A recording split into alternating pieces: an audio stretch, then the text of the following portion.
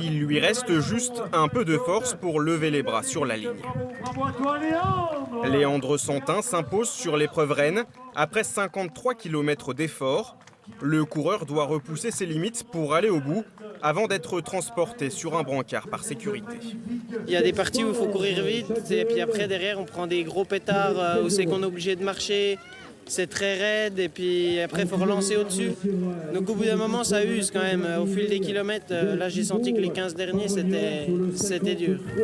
Cette 17e édition du Trail d'effort de Besançon restera dans les mémoires.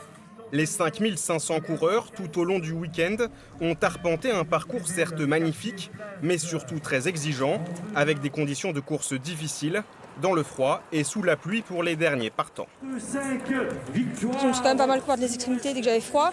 Mais par contre, c'est au niveau terrain, ici, on n'est pas trop habitué. Tout ce qui est cailloux glissants, la boue, les dévers, ça c'était un peu... ouais, c'était compliqué à gérer, pas se blesser, donc y aller mollo dans les parties un peu techniques, quoi. En pleine crise sanitaire, l'organisation a dû s'adapter pour que cette édition puisse voir le jour.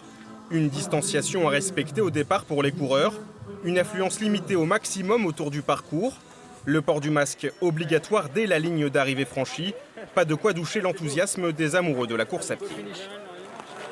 Jusqu'au dernier moment, on ne savait pas si la course allait être maintenue, mais on a eu cette chance-là. Voilà, on a commencé la course avec le masque, là on le remet à l'arrivée, mais sinon c'était à peu près comme une course normale. Les distances de sécurité, de toute façon, au cours de la course, il y a une distance qui se met entre les coureurs, donc il n'y a pas forcément de problème.